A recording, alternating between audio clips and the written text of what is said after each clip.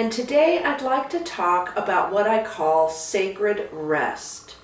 Now, in the ancient Christian tradition, this would be known as a Sabbath, so I'm sure you've all heard of it, but it really surprises me how many people do not practice on a weekly basis sacred rest. And sacred rest is really a magical and extremely healing spiritual practice that we can do every week to keep ourselves centered and rejuvenated and refreshed and back into the flow of life when our week begins again. And so to set up this talk, I'd like to start it off by reading a little excerpt from Rabbi Levy's book, and he talks about preparing for the Sabbath. So let me read you something from this. And it says, "You can't wait passively for the Sabbath to arrive. You have to make the Sabbath. You have to prepare your body for receiving the Sabbath. You have to bathe and choose Sabbath clothes that make you feel special. You have to prepare your soul. You have to put away the cares of the week and welcome the precious gift of rest. You have to prepare your home for receiving the Sabbath. You have to fix Sabbath food and welcome Sabbath guests. The atmosphere is magically transformed. Holy rest is an art form. It's not simply the absence of work. It is the presence of all the sacred pleasures you can partake in. A festive meal, family and friends, a good book, a little romance, a walk in nature, a prayer to God." This describes setting up your Sabbath and your sacred rest day so well. And so let me share with you what I do and kind of what my ritual is. I wake up and I light a candle and I say a blessing. And I say a blessing for myself and for all beings in life. It connects me to the oneness and the wholeness of what we are. And then I do some journaling and writing and I meditate. And then the whole point of the day is so that you do not have a structured schedule, that you're just flowing with your intuition and your joy and following what is fun. I do kind of set some rules for myself as far as I will occasionally watch movies if that feels really inspiring to do, but generally I don't answer my phone, I don't watch television, I don't keep on the electronics. I try to keep it a more natural, sacred day. I always plan a special meal, and so I'll make something special, even if it's just in the crock pot. I'll make something special to eat so that I can enjoy a Sabbath meal. And usually it takes all day simmering and the scents, bubble up in your home as far as good food cooking, and it's really a nice thing. Baking bread is a wonderful thing, or if you choose to bake treats or something. Just cooking is so grounding. Generally, I'll go out for a walk and I sit in nature, and there's just a lot of respect and reverence for life and an intention to connect to my soul. And the really important thing about this is that you have to put down work. And that's one of the reasons I turn off my phone, because I don't want to check my emails. I don't want to end up in a work conversation or have something to come across that I see and then it makes me think of work. You have to set down the telephone and the emails and try and stay off the computer and the internet. Another really good idea is to not shop. Try not to spend money and shop on your sacred rest day. Let there be enough just as it is. But you can prepare for it and shop, the night before or whatever, to make sure that you have your meal. Or maybe you want to, there's a book that you've just been dying to read that is so inspiring and it's filled with, spiritual things. That's the perfect thing. You can go buy the book. But on Sabbath, try not to go out and spend money if you can at all help it. I think that makes the practice of enoughness come into play, and we really need that because our egos are always telling us we need, I want, I have to have. The sacred rest is being able to set that down too, not just work. And I loved in here that he had said it's not just the absence of work. And that is so true when we take a day of sacred rest. It's about listening to our lives, listening to our bodies, nurturing ourselves. Another thing that I love to do is what I call beauty treats. And so on the Sabbath, I'll give myself a facial and I'll paint my nails and I'll take a nice hot bath and I'll light the candles and listen to music. and it just soothes the soul, and my body relaxes. And when we're relaxed like that, it's really, really good for our immune system.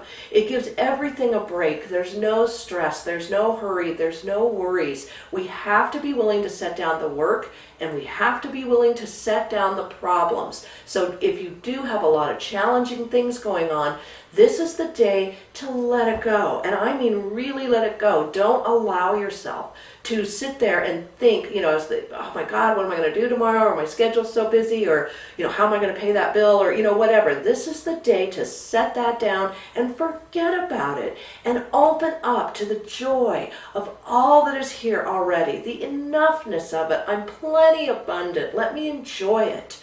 Let me enjoy all the blessings and the gifts of this world. Let me take time to watch a sunrise or to watch a sunset, to smell a flower, to pick bouquets from my garden and arrange a beautiful arrangement and bring it into my home.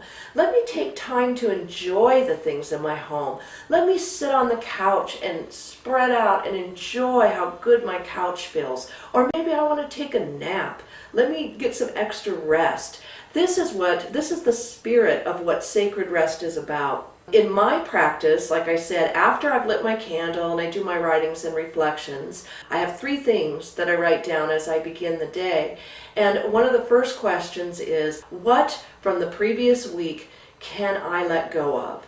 And so many times it can be maybe a confrontation that was uncomfortable with a person, or a situation that I didn't feel like I handled well. I want to let that go. So I go through my whole week and I just kind of reflect on the things that didn't feel well, or maybe things that I didn't feel that I did that well, maybe some mistakes I made. Maybe it was just a belief system that I noticed myself having that I want to get rid of. That's the first thing I do. The second, I do a gratitude list. So what am I grateful for today? And I write out my gratitude list. And I do this every day anyway, but it just reinfuses. I'm letting go of the old stuff, and now I want to bring in the gratitude. And then the third thing I ask is, what are my intentions? Not my ego's intentions. What is my soul's intentions for the upcoming week? And I will listen to my spirit, and I will write down the things. And there's always, little things that I want to do this, or I need to go hiking, or I want to meet with this friend, or whatever. And so those are kind of the things that I write down, and then I begin my day.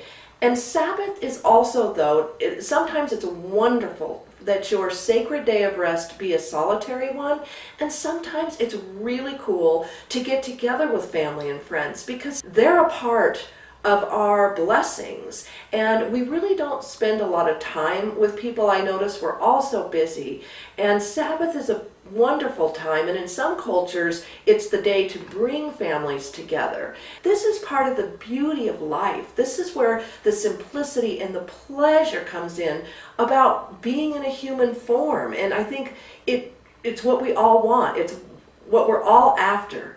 And so your sacred rest day can be solitary, but it can also be a time to spend time with family and friends in very simple ways. We want to do activities with our family and with our friends that engage us with them, where we're talking and sitting out on the front porch and maybe having some watermelon in the summer and playing in the sprinklers, or whatever it is. But bringing family together and sharing a Sabbath meal is just a beautiful way of rejuvenating your spirits and reconnecting to the people you love and what really matters to you.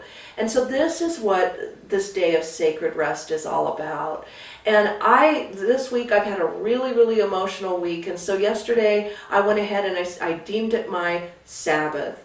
And I nourished myself. This was a day where I was in solitude, and I nourished myself. I woke up and I lit my candle and I did my ritual questions, and I went out and spent a lot of time in nature. I did some yoga, and then I read some inspiring material. I took a nap, and then I reflected on what Spirit wanted to tell me about my life, because it was a really in turmoil last week. There was a lot of changes and shifts and things I thought were going to go that didn't, and a lot of adapting, and it just kind of wore me out psychically and energetically, and I really needed to connect back to my spirit and get strong and on my path. And it helped so much with that. And then I went ahead and took a nice long hot bath, and I put on Sabbath clothes, and I did beauty treatments for myself just to refresh and rejuvenate my body. And then I cooked a special meal, and I sat and I lit a candle and put on music, and I just enjoyed that meal and was fully present for that. And it's just, I cannot tell you how much it will shift and change things for you if you can do this on a weekly basis. And I've known so many people that will try it, and they'll do it once or twice and say that, I just feel amazing and I love my sacredness. And then within the next week, they're not doing it anymore. It's so easy to do it once and then have this great experience and then forget about it. It becomes unimportant again.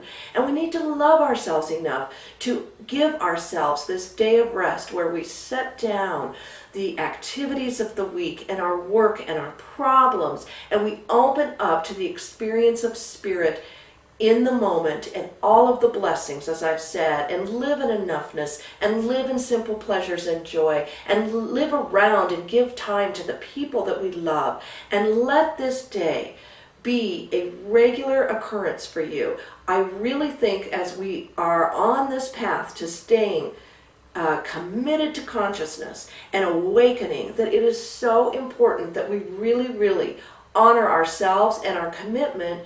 And the way to do this is by taking a day of sacred rest. And even if you can't take a whole day, half a day, but at least a half a day. Surely somebody can take a half a day. If you can't even take a half a day, then you might want to look at your life, because it sounds like it's very out of balance. If you're that busy and that booked up, then you're not going to have time to work on your spiritual self and to be with that self, and there might be an imbalance going on there. So I just wanted to share with you one of my most powerful spiritual practices that I do on a weekly basis that I absolutely love, which is that of sacred rest. And I hope so much that you do it and that you really enjoy it. I'd love to hear from you, so post it on our Facebook page what your experiences were and how it has affected you and made changes in your life, because it really is an ancient and powerful but very needed practice in our modern times. So thank you, and we'll see you next time.